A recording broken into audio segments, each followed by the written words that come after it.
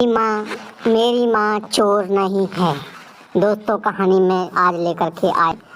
पत्नी बार बार मुझ पर इल्ज़ाम लगा रही थी और पति बार बार उसे खामोश रहने को कह रहा था, लेकिन पत्नी चुप होने का नाम ही नहीं ले रही थी। बार बार जोर जोर से चीख चीख कर यही कह रही थी कि उसने अंगूठी टेबल पर ही रखी थी और तुम्हारे और मेरे सिवा इसका घर में कोई नहीं आया, तो अंगूठी हो न हो माँ जी ने ही चुराई है। बात जब पति की बर्दाश्त से बाहर निकल गई तो उसने अपनी पत्नी को जोरदार थप्पड़ जड़ दिया। अभी 3 महीने पहले ही तो उनकी शादी हुई थी। पत्नी को थप्पड़ सहन नहीं हुआ और वह घर छोड़कर जाने लगी और जाते जाते पति से एक सवाल पूछा कि तुम्हें अपनी माँ पर इतना भरोसा क्यों है। उस समय पति ने जो उत्तर दिया उसे दरवाजे के पीछे खड़ी माँ ने सुना तो उसका दिल भर आया। पति ने अपने पत्नी को बताया कि जब वह छोटा था तब उसके पिताजी चल बसे। उसकी माँ मोहल्ले के घरों में झाड़ू पोंछा लगाकर जो भी काम कमा पाती थी उससे सिर्फ एक वक्त का ही खाना आता था।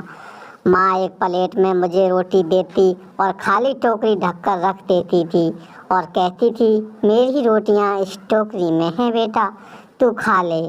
और मैं भी हमेशा आधी रोटी खाकर कह देता कि माँ मेरा पेट भर गया है, मुझे और नहीं खाना।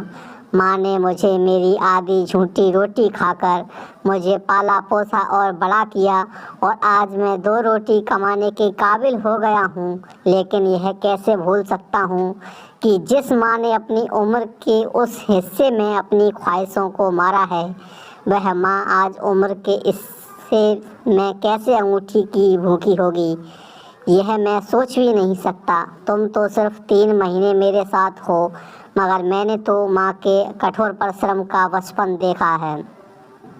यह सुनते ही माँ की आंखों से आंसू छलक उठे। वह समझ नहीं पा रही थी कि बेटा उसकी आधी रोटी का कर्ज चुका रहा है या अपने बेटे की आधी रोटी का कर्ज। दोस्तों, आपको कहानी कैसी लगी? आशा करता हूँ कहानी आपको अच्छी लगी होगी। कहानी को आगे शेयर करें, लाइक करें, चैनल को सब्सक्राइब कर लें अगर नए हो।